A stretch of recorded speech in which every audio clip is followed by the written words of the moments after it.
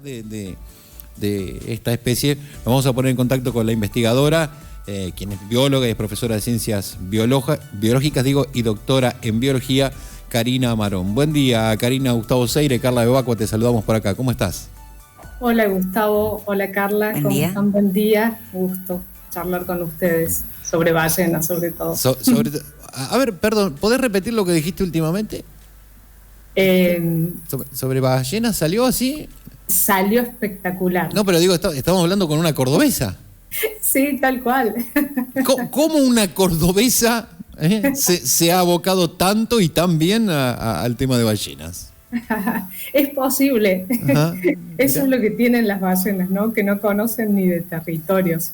Soy una amante del mar desde muy chiquita, así que ustedes justo que estaban hablando recién de esa canción tan bonita que escuché también, que bueno, un privilegio vivir en Mar del Plata. La verdad que yo también, todas las personas que viven cerca del mar, me encanta. Es como que es una pasión y sobre todo, bueno, las ballenas, que en mi caso estudio ballenas francas australes. Ajá.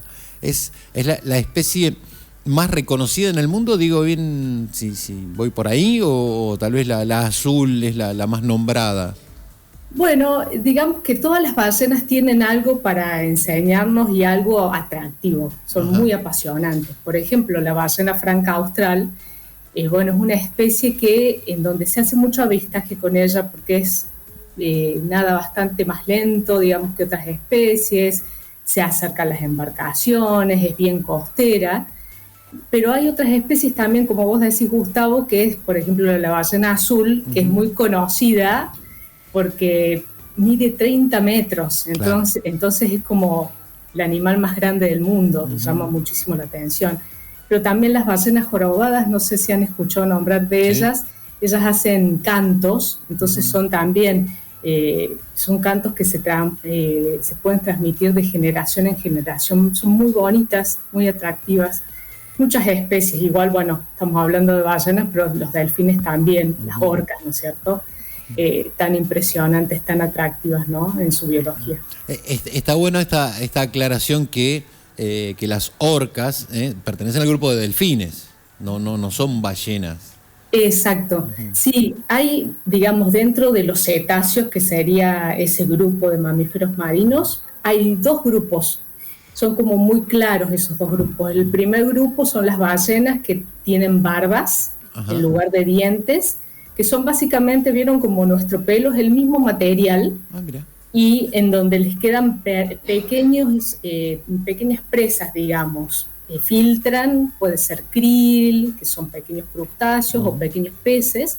En cambio, el otro grupo tienen dientes, ¿sí? Y esos son lo que son los delfines, como por ejemplo las orcas. Ahí estamos viendo, están hermosas esas fotos del primer grupo que describimos, que serían ballenas, que las que tienen barbas, ¿no? Las que filtran el agua para comer.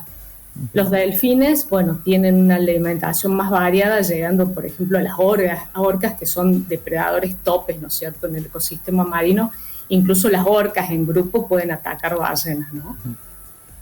En algún momento yo leí que se las considera a las ballenas como una especie de ingenieras de los ecosistemas que habitan. Sí, Carla, excelente. Eso es de alguna forma un concepto nuevo en ciencias, relativamente nuevo, porque antes, bueno, decían ustedes, que ya vamos a hablar si quieren un poquito de lo que hablaban del 23 de julio, por qué la importancia del 23 de julio. Pero bueno, durante muchos años, siglos, mejor dicho, se cazaron a las ballenas. Entonces, básicamente era como, bueno, ¿para qué sirve la ballena? Algo medio utilitario desde el punto de vista del ser humano.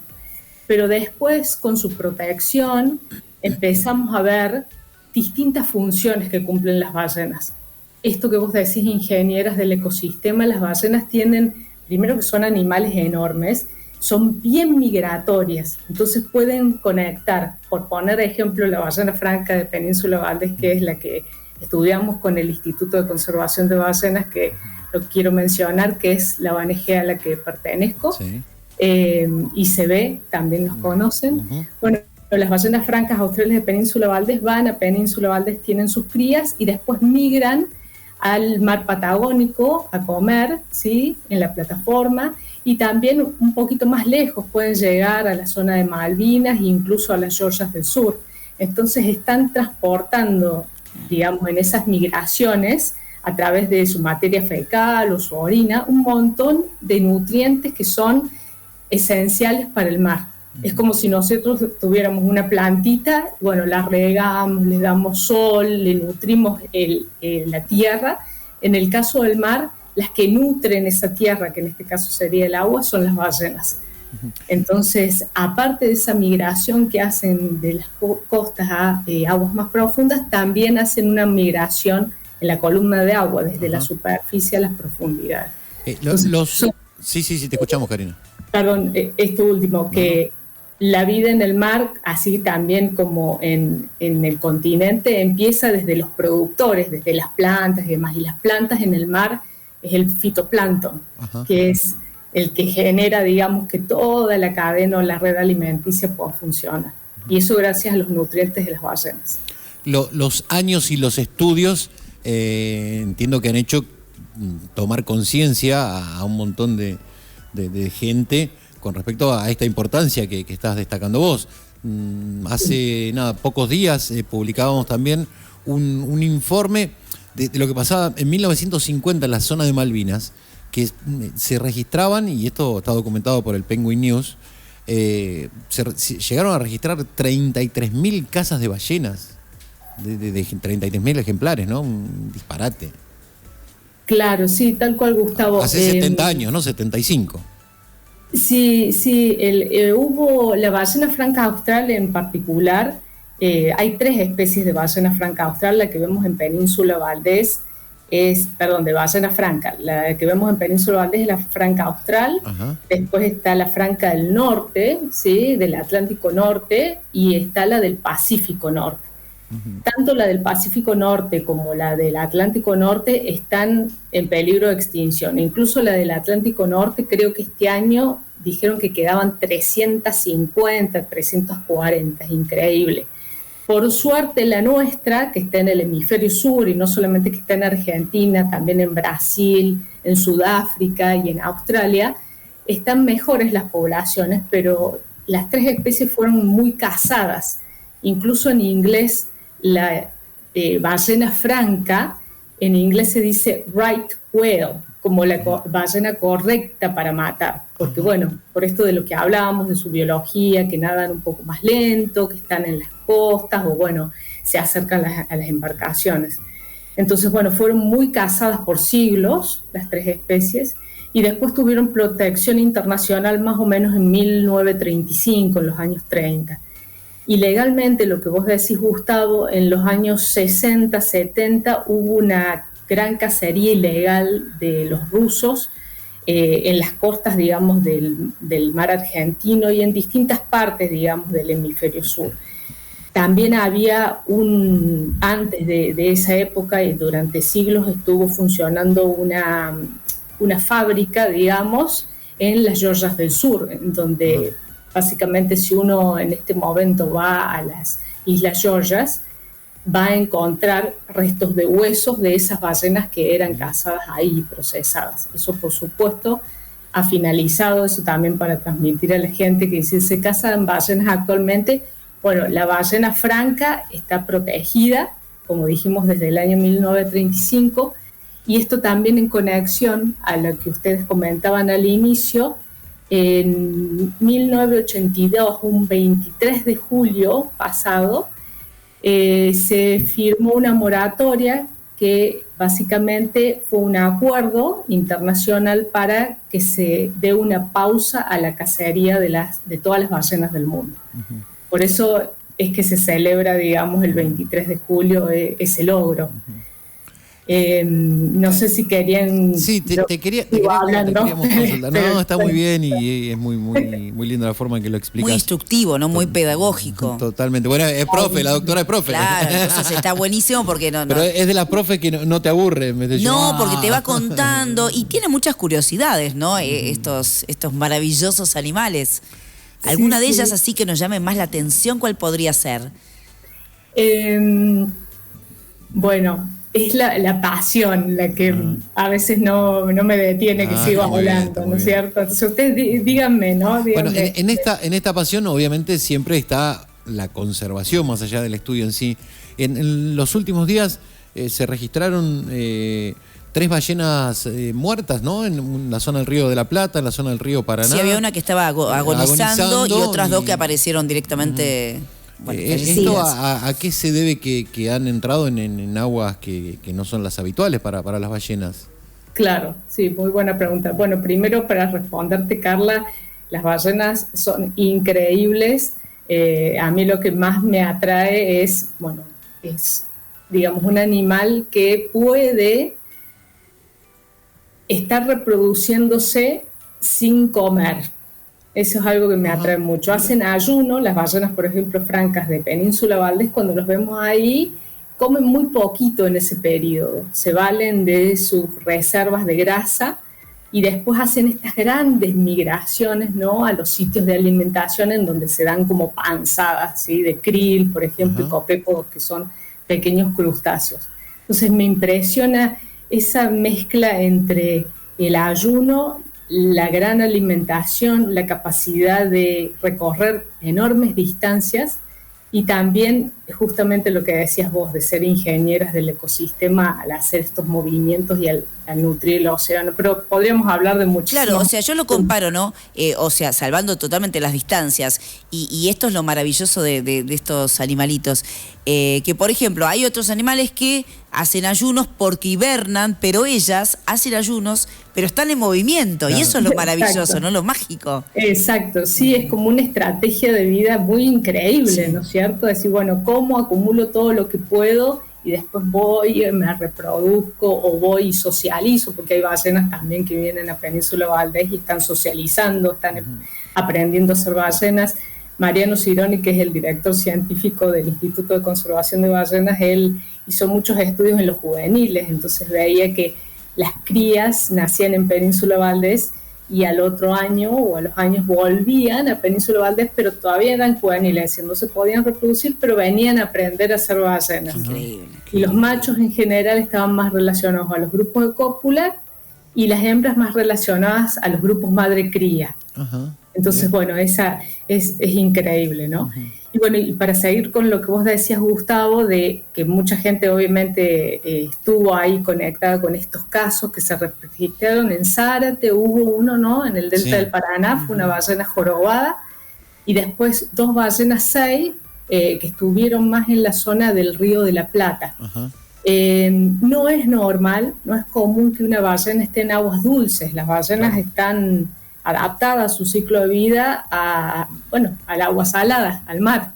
Entonces es donde encuentran su alimento, incluso el agua salada tiene mucha mayor flotabilidad que el agua dulce. Se están investigando para ver qué sucedió. Puede ser muchas ballenas que se despistan o que están enfermas, ¿sí? Eso puede haber sucedido, por ejemplo, en la 6, no se sabe todavía. En el caso de la jorobada sí se le encontró, algunos científicos hicieron una necropsia, se le encontró marcas de colisiones, y esto es importante también, charlando un poquito de las amenazas, porque bueno, hablábamos que la mayor parte de las ballenas están protegidas a nivel mundial por esta moratoria que es tan importante proteger y apoyar, pero hay nuevas amenazas para las ballenas, nuevas entre comillas, ya vienen hace unas décadas, que son, por ejemplo, las colisiones con barcos, los enmayamientos en redes de pesca, el cambio climático, que las deja muchas veces sin alimento, y también obviamente las exploraciones petroleras y de gas, que actualmente en Argentina es una amenaza emergente, que se están por desarrollar proyectos en el Golfo San Matías, en Río Negro. Eso puede afectar a todo el ecosistema. Así que, bueno, sí, muchas cosas para charlar interesantes, ¿no? Karina, te agradecemos mucho. No te queremos despedir sin que, por sí o por no, se recomienda el avistaje de ballenas embarcados. Se recomienda, digo, no tendría ningún perjuicio manteniendo una distancia prudencial, como indica siempre la Prefectura Naval Argentina. Exactamente, sí. Sí se recomienda, siempre hablamos que es mejor, mucho mejor, si solamente vemos el lado económico, hacer avistaje de ballenas que cazarlas. Si vos cazas una ballena, tenés un solo uso. Haciendo el avistaje de las ballenas, por ejemplo, en la Franca, hay un estudio que dice que puede vivir entre 70 y 80 años. Entonces, podés varios años ver la ballena y es también una industria que puede desarrollar alrededor de eso muchísimo turismo, restaurantes, hoteles y demás. Sí, el avistaje para hacerlo hay que tener, sí, hay que cumplir cierta reglamentación y demás, lo que vos decías, Gustavo, muy bien, la distancia, la forma de acercarse a los animales tiene que ser, digamos, autorizado. Puerto Madryn en Península, Puerto Pirámides en Península Valdés es un excelente ejemplo. Incluso también para ustedes que están en la costa, no solamente hay que embarcarse, tienen una excelente oportunidad, en muchas ocasiones las ven, ¿no es cierto?, en Mar del Plata. Sí, yo porque estoy pensando ya en ir a Puerto Madryn y hacer algo que tengo pendiente, entonces...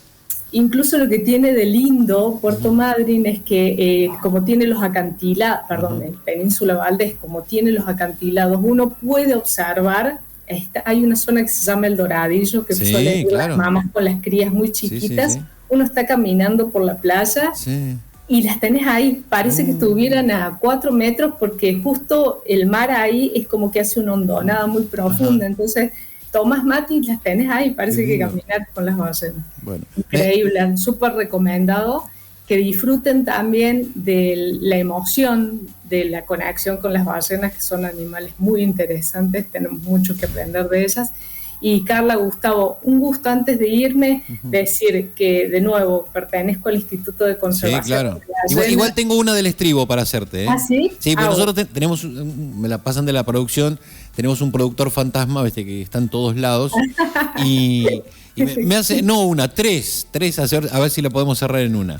Me pregunta, primero, si se recuperó la población de ballenas. Sí, la población de la ballena franca austral, digamos, la que tenemos acá en el hemisferio sur y que vemos en Península Valdés, está en periodo de recuperación. Bien. Y sí, sin embargo, bueno, hace 2 décadas atrás aproximadamente venía creciendo a un 7% anual, digamos, lo que hablamos de dinámicas de las poblaciones, y últimamente, en los últimos años, ha bajado a entre 3 y 4%.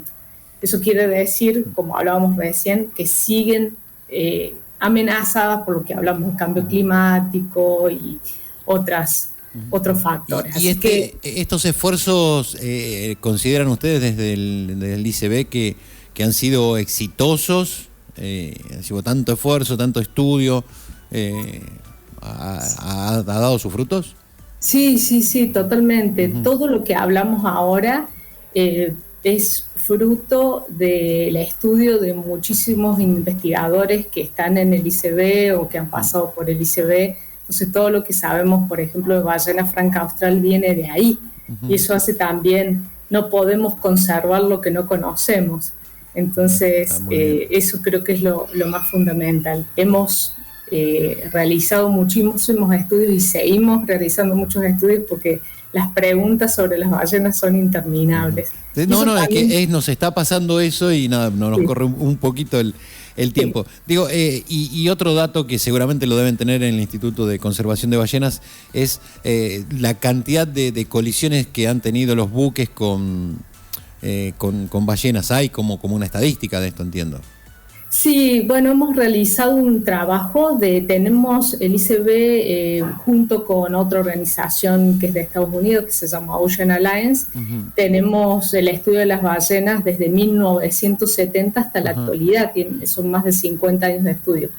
Y hemos detectado que una de las causas principales de estas interacciones entre los humanos y las ballenas francas son las colisiones.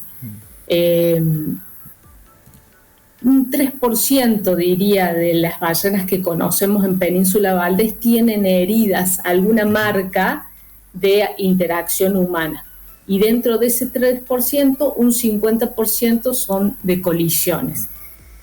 También hay desmayamientos en redes de pesca y esto es súper importante de regular, ¿no es cierto?, con las pesquerías, que, bueno, muchas veces hay pérdida accidental de las redes Sí. o de distintos elementos.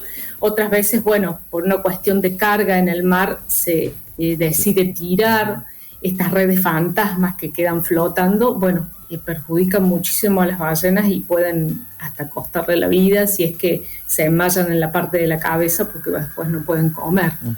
Karina, te agradecemos mucho este contacto recontra súper instructivo y te voy a dejar una inquietud para dentro de algunos días porque te vamos a convocar abusando de tu generosidad.